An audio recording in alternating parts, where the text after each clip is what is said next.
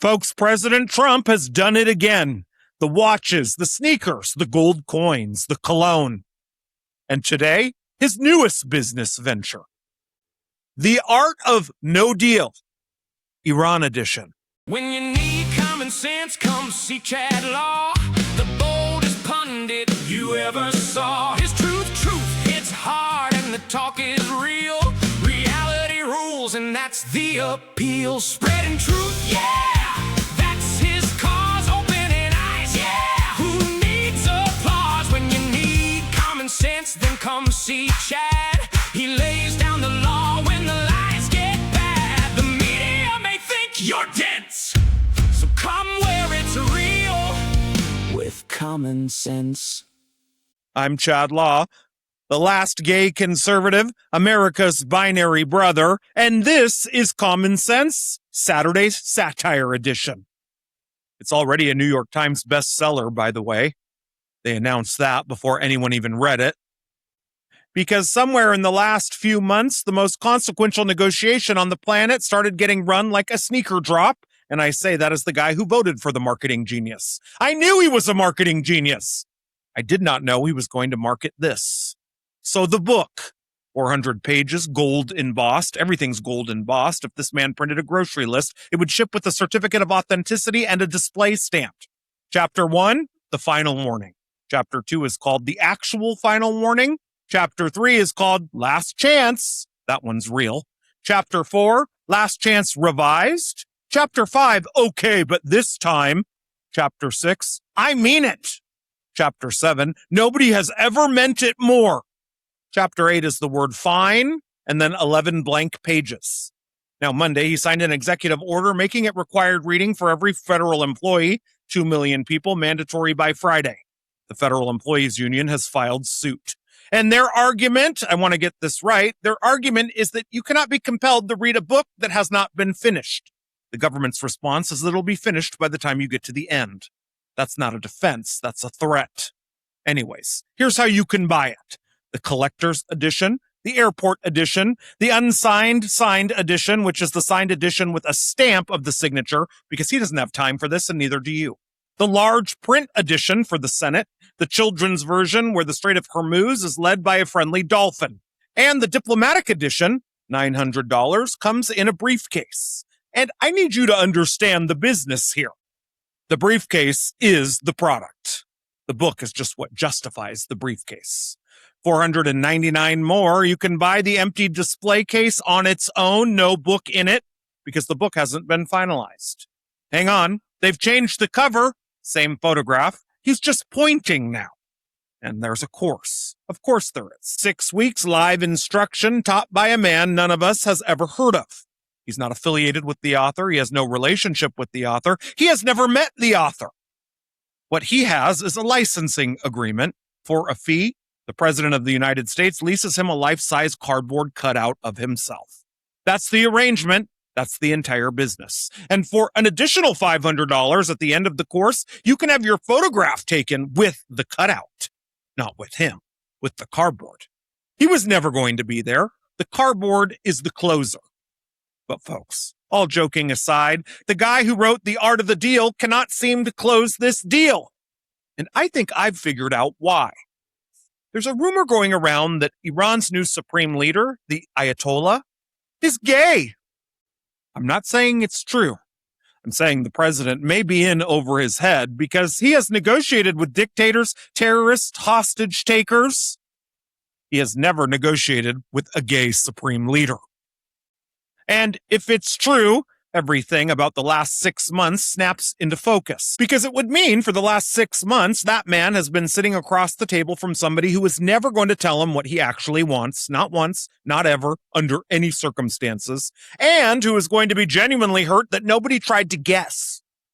And yes, I'm aware of what that regime does to people like me. That's exactly why I want it to be true. So, this isn't a foreign policy program. This is simply a skills gap. And a skills gap requires a specialist. Which brings me to my announcement. I'm raising my hand, Trump. I'm not appointing myself anything. I'm volunteering. Mr. President, I'm available. I have no clearance. I have no experience. I've never been to Iran. I am, however, the only person in this country who has read that room, and I'm free Thursday. I've already written the briefing, by the way. Nobody asked me to. I just did it anyways. It's 40 pages. There's a section on lighting. So let's get into it. Mr. President, you've negotiated with dictators, terrorists, hostage takers. Sir, every one of those people wanted something. That's the easy version. You have never once sat across from someone who would rather die than be the first person to say it out loud. People say hell hath no fury like a woman scorned. That's adorable. That's a greeting card. They have never mildly inconvenienced a gay man. A woman scorned burns your things and moves on with her life. That's healthy. That's closure. Gay men don't want closure. We want a timeline. We want to know who knew, when they knew, who else they told, and whether anybody defended us. We want it in a document. We want the document shared, and we want the person who did it to find out that it's been shared. And we don't burn anything. We wait. We wait 11 years and bring it up at a wedding. At the reception. During the toast, we'll have notes. That's what you're up against. Now, your entire method is escalation. Louder, bigger, set a deadline, announce the deadline, move the deadline, announce that you moved the deadline. Sir, that's not pressure. That's engagement. You are texting a man who has read every single one of them and answered none. That's not a stalemate. That's a scoreboard. So, rule 1, the ultimatum stop. An ultimatum tells the other person exactly how much you need this. What you issue instead is a, so we're doing this then? 6 words, no deadline, no consequence, just the crushing implication that a decision has been made about them and they were not in the room for it. And then you leave mid-sentence, not storming out. Storming out is caring. You remember something, which means we're going to need a second door in the situation room. I've already spoken to somebody. Rule 2, never say we're done. Nobody is done. A person who's done doesn't announce it. A person who's done gets quiet, gets hot, and lets you find out from somebody else. So get quiet. You want the Strait of Hormuz open? Stop posting. 3 days, and I don't just mean you, the entire executive branch goes dark. Not state, not the Pentagon. I want the Department of Agriculture silent. Iran needs to log on and see that the tractor account even has nothing to say. Day 4, 1 photograph. You somewhere warm with somebody they have never seen before. No caption. A caption is amateur hour. They'll call within the hour and they'll open with, hey, you good? That is not a check-in, sir. That's a surrender. Rule 3, and this one is non-negotiable, do not double text a nation. I know it feels like leverage. It is not leverage. It's a receipt. Every follow-up is a receipt with a timestamp. They are reading all of them and they were showing all of them to each other. So we're putting a 2-man rule on the phone. Same as the nuclear codes, 2 officers, 2 keys. And neither of them can be a guy who agrees with you. Because understand, whatever you said in the last meeting is in a group chat now. There's always a group chat. Iran has a group chat. You're just not in it. You're the topic. So I want in, not intercepted, infiltrated. I want an asset in there who can say girl without it sounding like a Wednesday briefing. There's a 6-month training pipeline. We start Monday. And sir, I don't know how to say this delicately, so I won't. There's an app that runs on these exact principles. No, not that app. Although structurally it's identical. Somebody opens with, hey, nobody states what they want. Everyone presents as extremely relaxed about the outcome. 2 hours pass. Nothing happens, and both parties later insist they were never that invested. That's your Iran policy, sir. That's a Tuesday. Rule 4, wardrobe.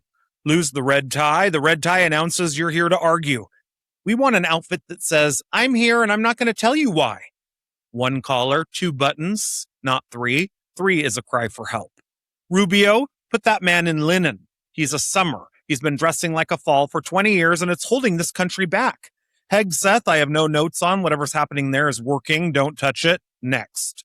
And I want a stylist at Foggy Bottom, GS15, with a budget and a hiring authority.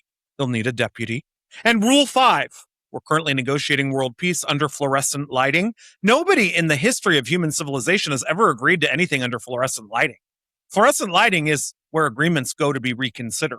So I'm relighting the Situation Room, 3-point warm bulbs, nothing overhead, and I want a real plant in there, not the sad one from the hallway that everyone stopped acknowledging, a living plant with a named federal employee personally responsible for it on the org chart with a performance review. And there's a new edition out of the same book, comes with a candle. Rule 6 is language. Sir, respectfully, yes, queen, is not a closing argument. It's not a greeting, it's not a threat, and it is under no circumstances something you say to a foreign minister. We'll workshop it. But what you need isn't a translator, it's a decoder. Because you keep listening to what people say, that's the whole problem. Nobody in that room is saying anything. When they say, interesting, that's not curiosity, that's a verdict. When they say, we'll see, they've seen. When they say, I'm happy to, they are not happy and they will not. And when they say, no, it's fine, sir, look at me. Nothing has ever been fine after that sentence, not once. Not in the entire history of the world. I want that laminated, and I want it in the football. Last one, intelligence. You don't need more spies. You've got plenty of spies. You need one Bravo producer, one wedding planner, and one man who can read a room. Because we've got satellites that can read a license plate from orbit and not one single asset in the entire United States intelligence community who can detect a tone. And sir, the tone came first. So I'm standing up a new directorate. 14 people, their entire job is tone. They report to me. I report to nobody because, again, I don't work here. So when they finally come back around, and they will, they always do, you do not say, I knew it. You say, oh, hey, like you forgot, like you've been busy, like you've never been busier in your life. They've added director's commentary to the audiobook. The director is him. He also plays Iran. Okay. Good news, everyone. Negotiations have officially been extended, which means the book has been officially expanded. The Art of No Deal Expanded Edition. New chapters, new forward, new cover, same photo. He's pointing with the other hand now. It's available Monday, probably, unless negotiations continue. And if they don't reach a deal, don't panic, don't spiral. Volume 2 already has a release date. It's next Thursday. One more, and then I'm going home. The book has been canceled. The briefcase is still available. Good night, everyone. It's wonderful. It's marvelous that you should care for me.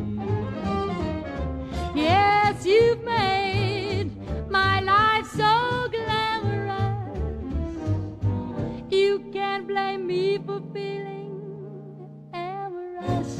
Oh, it's wonderful. It's so marvelous that you should care for me. It's wonderful, it's marvelous, glorious, it's